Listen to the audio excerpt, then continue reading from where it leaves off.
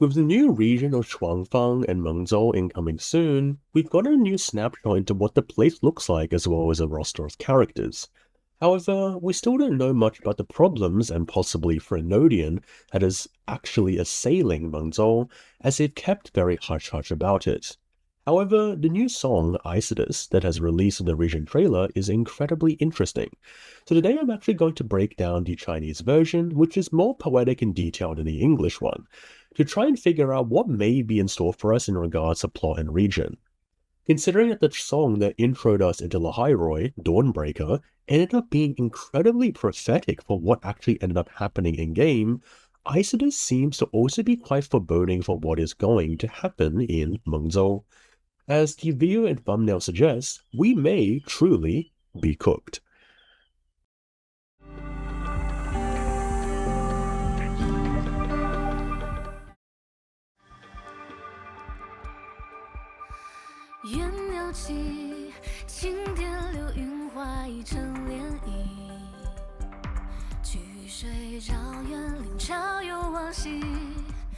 Very interesting line. I think this is a bit more of a general comment that opens us into Shuangfang, considering it's a land of gardens, water, and rockery amongst the clouds, carrying the tides of the past per se, considering that Mengzhou was the border fortress of Huanglong before Jinzhou became a thing.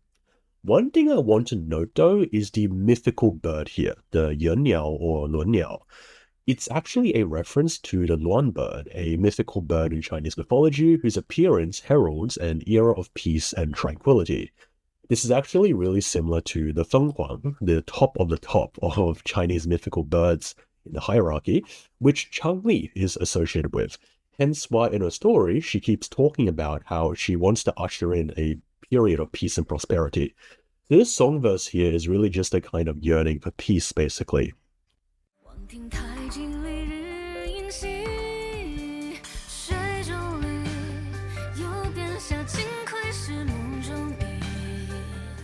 So really similar to previous line, this is a very peaceful, idyllic sort of scene of a water garden sort of city that sits amongst the clouds.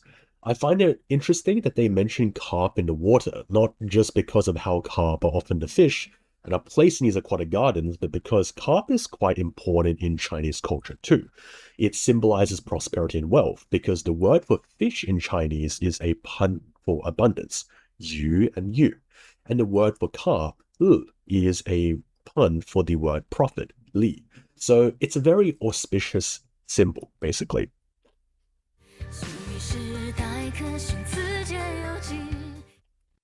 Okay, this part needs some introduction. Firstly, illusion and reality in English is a translation that doesn't do the lyrics complete justice. The Chinese words here, 处事, is a very big concept in Chinese culture, which is a sort of dichotomy of what is true and what is false. 处 can mean the void, the unspoken or figurative, a kind of illusion or unseen thing. On the other hand, 是 is something that is the opposite. It's concrete, it's true and observable. So when we see that this 处事 awaits discovery by the guest, or 客, meaning rover, they mean what they have to discover or unpack is something that is probably more abstract, perhaps mental or unobservable to the naked eye. There is something hiding beneath the surface, which will become more apparent the further we go on with the song.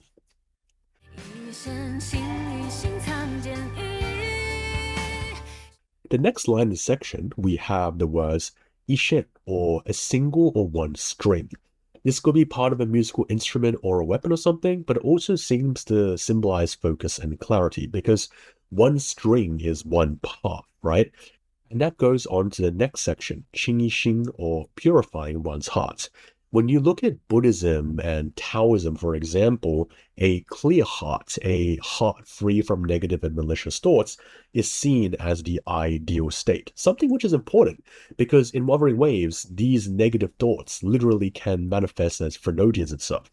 And this becomes more apparent because the next words, 藏剑, or hiding your sword, is oftentimes symbolic of not just concealing a weapon, but hiding your true danger or appearance.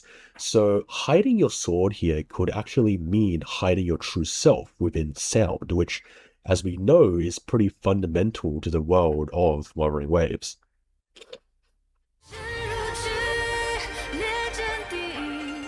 This is interesting too. So the first words here, stepping into the battle, loses some meaning when you translate it to English. For instance, the word for battle here, or zhu, is better translated as not battle, but a kind of game or a trap. So stepping into the zhu is a kind of like stepping into the chessboard, the grand game, because that's really interesting, because this is really interesting. We've seen the lament as a grand battle before, depicted as such. It's even been represented, for example, as a game of Chinese chess or Wei Qi in Cheng Li's story.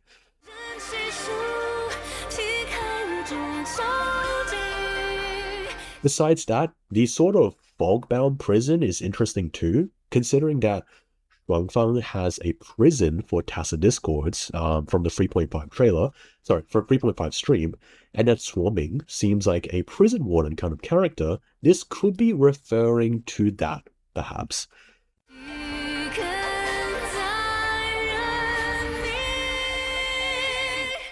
The last part of this section, though, how could I bear to endure this fate again, is also really interesting, because it implies that whatever is happening in Shuangfang or Mengzhou is a cycle. If I recall, in the 3.5 stream, they even mentioned that they have to empty the TD prison every 100 or so years, so maybe it's referring to that.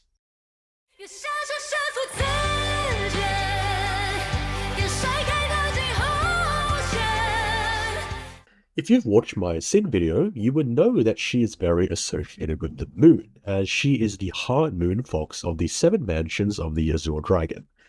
Spinning and taking the situation as an invitation is also really interesting because it implies that Rover, I'm assuming, is going into this rather prepared than surprised. For example, spinning here is actually a reference to the spinning body technique in Chinese martial arts and wuxia, where you kind of dance and dodge in combat. You see this even more because tapping the water, or diansui, is a wuxia martial arts technique where people basically use Qinggong or lightness to walk and skim across water. This is then finished with the Jinghong, or swan-like grace, which is a term that first came from the Chinese poet Cao Zi, which symbolizes an elegant, light, and precise movement. So this section basically is just elegant and precise martial arts.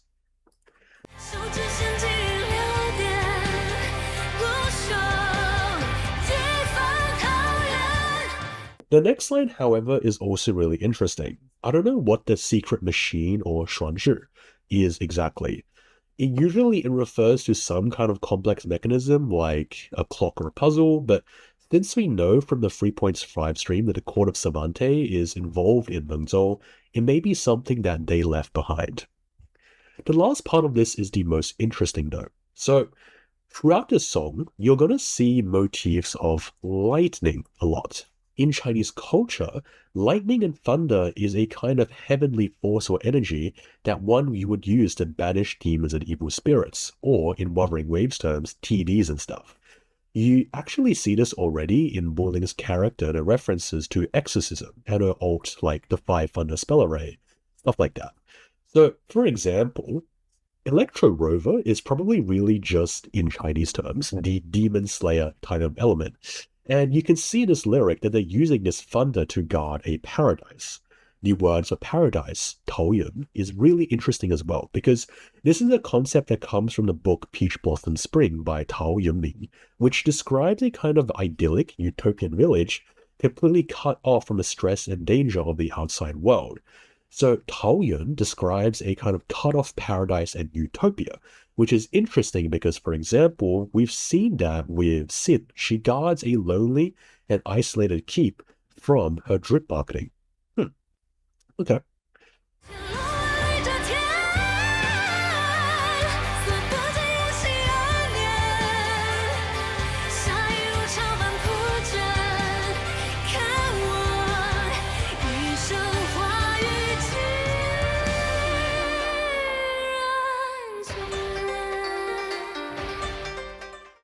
A 1,000 towers and 10,000 ramparts, I think, is referring to the city of Shuangfang itself.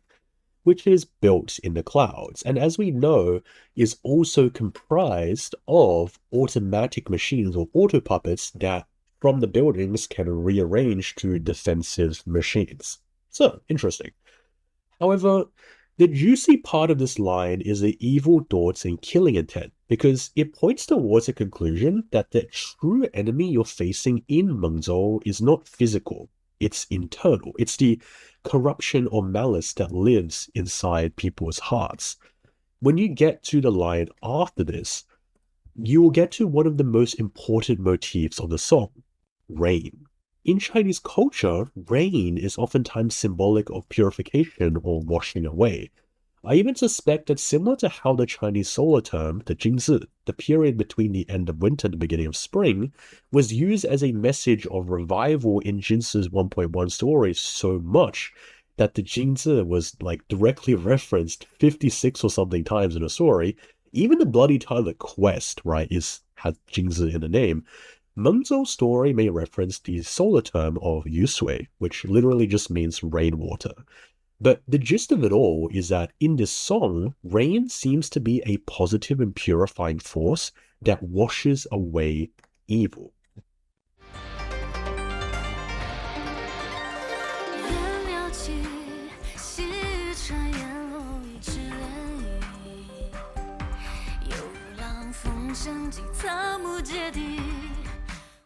So we talked about the yuanniao already, the mythical bird, so I won't discuss it again. It's a rather positive message as the bird of peace rises and the rain is so strong that it pierces even rock and the caves, right? But I want to draw attention to the final line of this section, 草木皆地. This is actually based on a famous Chinese proverb, 草木皆兵, which means seeing every bush and rock as an enemy. It originates from the Battle of the Fei River in 383 AD, where a general was defeated because he was paranoid and mistook the rocks and trees on a mountain for enemy troops. It basically describes a state of panic and anxiety, which seems to cast a rather foreboding atmosphere in Shuangfang to give off an idea that nobody can be trusted.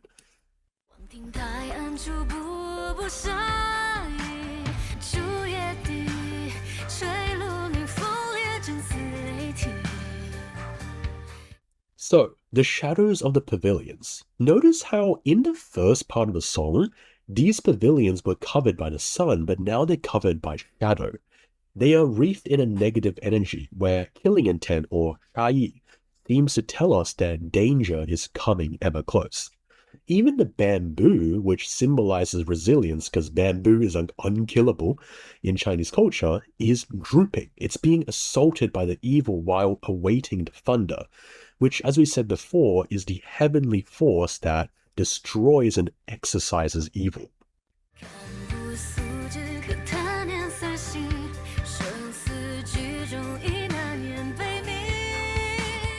Ooh, uninvited guests. So maybe the Fraxnus or some sort of evil like a Prenodian. 不是之客 is actually an idiom that translates to a guest that shows up uninvited, like an intruder. If they are motivated by greed, we can only imagine what sort of people they are, not too sure. But next in the line, we go back to the characterization again of the lament as a game. But now the stakes have been upped. The consequences are now life and death.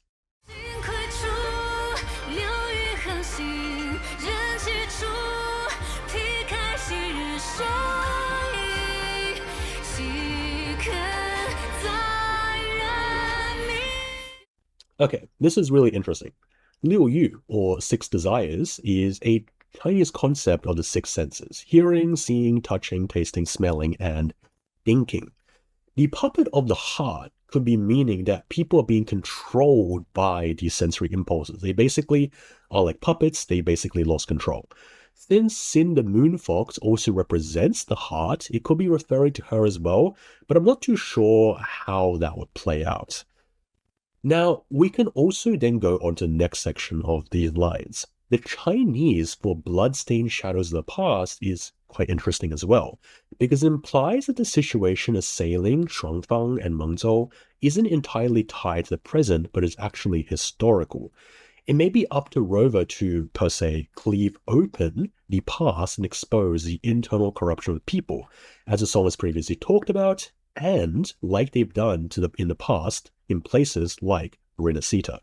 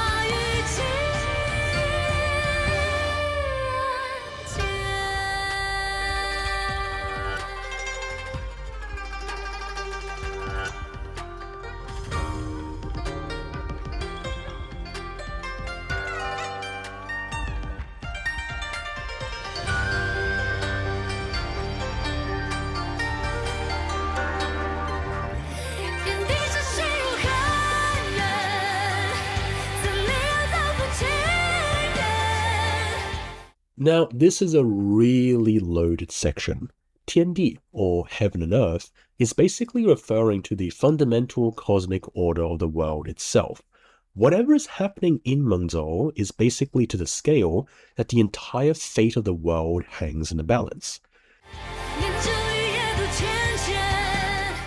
The next section, the single lotus boat, is really interesting here.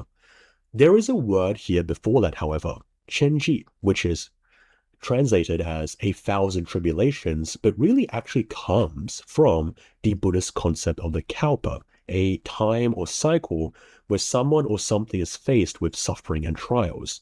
You then combine this with a lotus boat. A lotus boat, if you didn't know, refers to a lily and its roots called a lotus.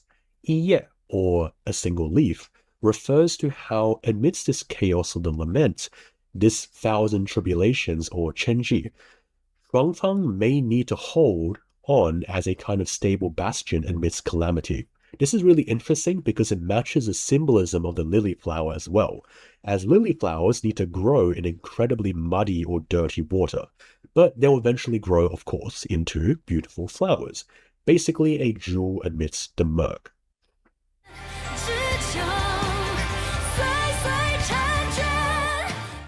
Now, in the last section, there's also one particular aspect which is interesting, 缠着, which is really hard to translate.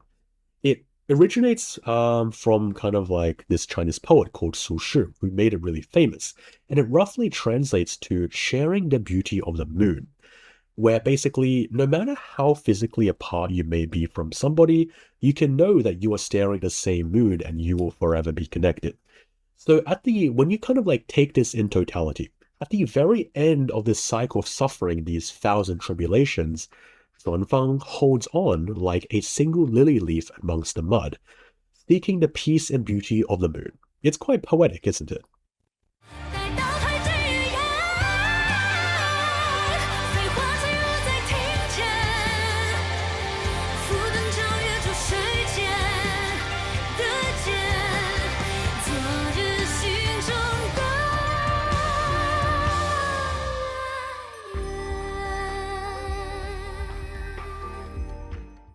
And at the very end of the song, the clouds and smoke have faded. In Chinese, this is actually very clever. The clouds and smoke, or yuanyang, represent something that is temporary and fleeting, like clouds and smoke are. But it's also something that could be both something very beautiful, like the mist and clouds on the mountains of Shuangfang that they're located in, or it could also be the deadly smoke that's kicked up from a battle. It's basically a kind of term with a double meaning. However, once peace is restored, not only do the flying petals dance in the courtyard, but floating lanterns, which we saw in Sin's drip marketing, and which in Chinese culture symbolize letting go of evil spirits, the past and whatnot, start chasing the reflection of the moon upon the water. At the very end of the song, we see the final symbol, the full moon, which in Chinese culture symbolizes completeness and unity. Considering how the song talked about the evil, malice, and shadows dwelling in one's heart, the full moon dwelling in one's heart, may symbolize coming to terms with these negative elements to become whole and peaceful again. Sort of in similar to the Jungian process of individuation which we've seen in Wuthering Waves before. So yeah, that's the gist of the song. I'm sure it's much more packed and loaded than you expected. After all, Chinese poetry and songs tend to be like that, since they have a lot of figure and meaning packed behind phrases and words that unfortunately have to be shortened. So, if you enjoyed this breakdown, feel free to support me by subscribing, maybe becoming a channel member, even leaving a comment with your thoughts. Hopefully you have a good rest of the day, and with that, I'll see you next time.